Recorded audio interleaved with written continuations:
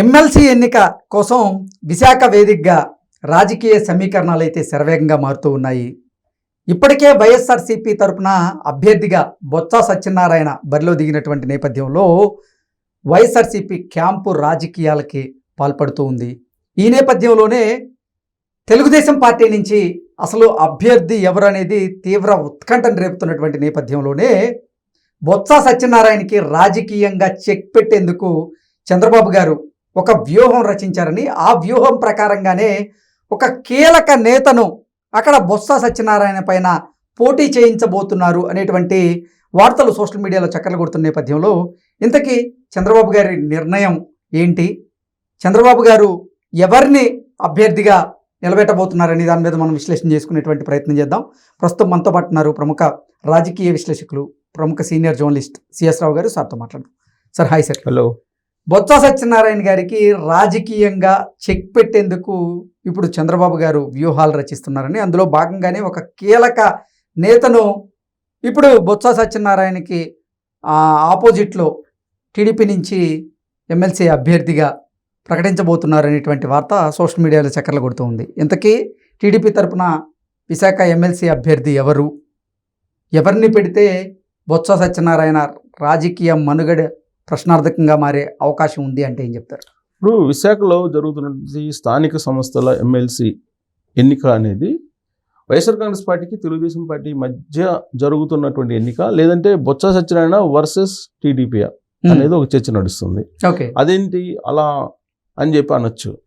ఇప్పుడు వైఎస్ఆర్ కాంగ్రెస్ పార్టీ కంటే కూడా బొత్స సత్యనారాయణ అభ్యర్థి పరంగా బలమైనటువంటి అభ్యర్థి, లీడరు అక్కడ.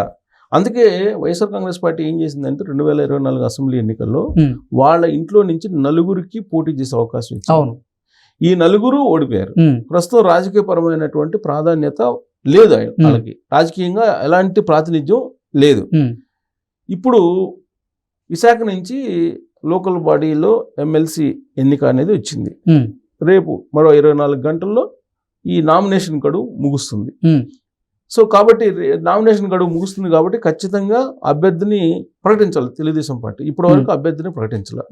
ఇప్పుడు బొత్స సత్యనారాయణ శిబిరంలో ఉండేటువంటి వాళ్ళు అనుకునేది ఏంటంటే తెలుగుదేశం పార్టీ అభ్యర్థిని ప్రకటిస్తుందా లేదా అనేటువంటి ఒక ప్రచారాన్ని లేవనెత్తారు. సో ఆ ప్రచారాన్ని నమ్మచ్చా నమ్మకూడదా అని క్వశ్చన్ వేసుకుంటే కనుక ఒక యాంగిల్లోనేమో నమ్మడానికి అవకాశం ఉంది, మరొక యాంగిల్లోనేమో నమ్మడానికి అవకాశం లేదు. నమ్మడానికి అవకాశం ఉన్న ఆ యాంగిల్ ఏంటి, నమ్మకపోవడానికి అవకాశం ఉన్నటువంటి మరో యాంగిల్ ఏంటంటే? నమ్మడానికి ఉన్నటువంటి అవకాశం ఉన్నటువంటి యాంగిలే చాలా ఇంపార్టెంట్. ఏంటంటే బొత్స సత్యనారాయణ తెలుగుదేశం పార్టీలోకి మారబోతున్నారు అనేది ఎన్నికల ముందు నుంచి కూడా వచ్చినటువంటి ప్రచారం. ఎన్నికలు అయిపోయిన తర్వాత 2024 ఎన్నికలు అయిపోయిన తర్వాత మొత్తం ఓడిపోయిన తర్వాత వైఎస్ఆర్ కాంగ్రెస్ పార్టీ బొత్స సత్యనారాయణ తెలుగుదేశం పార్టీతో అప్రోచ్ అయ్యాడు, తెలుగుదేశం పార్టీలో చేరడానికి ప్రయత్నం చేశాడు అనేది చాలా బలంగా వినిపించింది. ప్లస్ ఆయన రాజకీయంగా కూడా పెద్ద వైఎస్ఆర్ కాంగ్రెస్ పార్టీలో యాక్టివ్గా లేడు ఓడిపోయిన తర్వాత.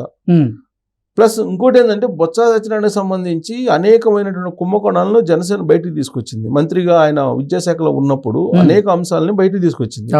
అధికారంలోకి తెలుగుదేశం పార్టీ వచ్చిన తర్వాత శ్వేతపత్రాలను విడుదల చేస్తూ అనేక మంది అవినీతికి సంబంధించిన వ్యవహారాలు బయట పెడుతుంది. కానీ ఈ రోజు కూడా బొత్స సత్యనారాయణకు సంబంధించినటువంటి కుంభకోణాలు కానీ, లేదంటే అంతకుముందు ఆయన మంత్రిగా ఉన్నప్పుడు చేసినటువంటి అక్రమాలకు సంబంధించిన అంశాలు కానీ ఎక్కడ కూడా ఈ మధ్య కాలంలో ఎక్కడ ప్రస్తావన రాలేదు. దానికి కారణం ఏంటంటే ఆయన తెలుగుదేశం పార్టీలో చేరబోతున్నారు, తెలుగుదేశం పార్టీతో చేరడానికి లైజనింగ్ చేసుకుంటున్నాడు అనేటువంటిది వినిపించింది. అయితే తెలుగుదేశం పార్టీ ఇప్పటికే లోడ్ అయిపోయింది. ఇప్పుడు మళ్ళా వైట్ ఎలిఫెంట్ లాంటి వాళ్ళని తీసుకొచ్చుకొని పెట్టుకోవడానికి సిద్ధంగా లేదు. దానికి కారణం ఏంటంటే ఇప్పుడు కనుక తెలుగుదేశం పార్టీ డోర్స్ ఎత్తితే వైఎస్ఆర్ కాంగ్రెస్ పార్టీలో ఉండేటువంటి వృద్ధజంబూకాలన్నీ కూడా వచ్చేదానికి సిద్ధంగా ఉన్నాయి. దాంట్లో భాగంగా నిన్న మొన్న వినిపించింది ఏంటంటే కరణం బలరాం కూడా చాలా తీవ్రంగా ప్రయత్నం చేస్తున్నాడు తెలుగుదేశం పార్టీ రావడానికి అని. ఇట్లా రాష్ట్ర వ్యాప్తంగా అనేక మంది వృద్ధజంబూకాలు చాలా ఉన్నాయి తెలుగుదేశం పార్టీలోకి రావడానికి. కానీ ఇప్పుడున్నటువంటి వాళ్ళతో ప్యాక్ అయిపోయి ఇప్పుడున్నటువంటి వృద్ధజంబూకాలని అసలు ఏం చేయాలి అనే పరిస్థితిలో తెలుగుదేశం పార్టీ ఉంది. ఇలాంటి పరిస్థితుల్లో మళ్ళా బొత్స సత్యనారాయణ లాంటి వాళ్ళని, కరణం బలరాం లాంటి వాళ్ళని తీసుకునేదానికి ఆ పార్టీ సిద్ధంగా లేదు. అయితే ఇప్పుడు ఎక్కడికి వెళ్తున్నారు? ఇప్పుడు వైఎస్ఆర్ కాంగ్రెస్ పార్టీని వదిలిపెట్టి ఈ మధ్య కాలంలో జనసేనకి వెళ్తున్నారు. ఉమ్, మీరు అబ్జర్వ్ చేస్తే ఈ మధ్యకాలంలో వైఎస్ఆర్ కాంగ్రెస్ పార్టీ నుంచి బయటకు వచ్చినటువంటి వాళ్ళు మొత్తం జనసేనకి వెళ్తున్నారు. ఉమ్, జనసేన ఖాళీగా ఉంది.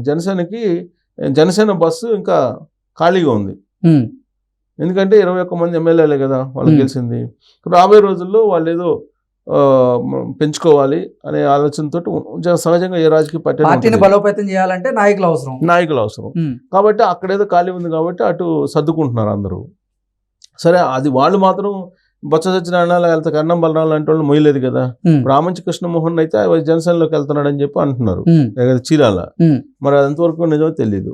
మొత్తం మీద వైఎస్ఆర్ కాంగ్రెస్ పార్టీలో కంటిన్యూ కావడానికి ఎవరు సిద్ధంగా లేరనేది పరిస్థితులు కనిపిస్తూ ఉన్నాయి. ఉమ్, ఇప్పుడు దానికి విశాఖకు సంబంధించి అభ్యర్థులు ప్రకటించారు. ఉమ్, లోకల్ బాడీ బొత్స సత్యనారాయణ. ఉమ్, బొత్స సత్యనారాయణకి అండగా ఎవరు ఉండాలి? అక్కడ గుడివాడ అమర్నాథ్ వీళ్ళందరూ ఉన్నారు కదా, అవంతి అవును. శ్రీనివాసు వీళ్ళందరూ అండగా ఉండాలి.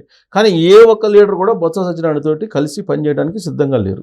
అంటే వాళ్ళే టికెట్ ఆశించారని వాళ్ళకి ఇవ్వకపోవడంతోనే వారు అసంతృప్తితో ఇప్పుడు అసలు ఆ జగన్మోహన్ రెడ్డికి అలాగే బొత్స సత్యనారాయణకి సహకరించేటువంటి పరిస్థితులు లేవు అనే రకంగా కూడా కొన్ని వార్తలు అయితే వచ్చాయి. సరే, టికెట్ రాలేదన్నా లేకపోతే టికెట్ వచ్చినా కానీ గెలవలేమన్నా రకరకాల అనుమానాలు ఉండొచ్చు వాళ్ళకి. ఉమ్, సో కాబట్టి బొత్స సత్యనారాయణకి సహకారం అందించే పరిస్థితి వైజాగ్లో కనిపించట్లేదు. ఆయన ఏదన్నా ఉంటే విజయనగరంలో ఉంటుంది కానీ వైజాగ్లో ఏమి ఉండదు బొత్స సత్యనారాయణకి.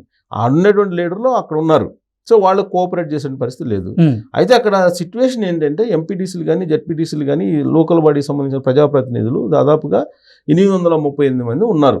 ఉమ్, ఈ 838 మందిలో 200 మంది మాత్రమే తెలుగుదేశంకి ఉన్నారు. ఉమ్, మిగతా 638 మంది వైఎస్ఆర్ కాంగ్రెస్ పార్టీకి ఉన్నారు. ఉమ్, కాబట్టి మెజారిటీ లేదు. కాబట్టి మీరు అసలు అభ్యర్థినే పెట్టద్దు, అభ్యర్థిని పెట్టడం అనేది అనైతికము అనేది జగన్మోహన్ రెడ్డి ఈ మధ్యకాలంలో చెప్పినటువంటి ఒక సూత్రం. ఉమ్, విలువలు విశ్వసనీయతతో కూడినటువంటి రాజకీయాలు చేయాలి.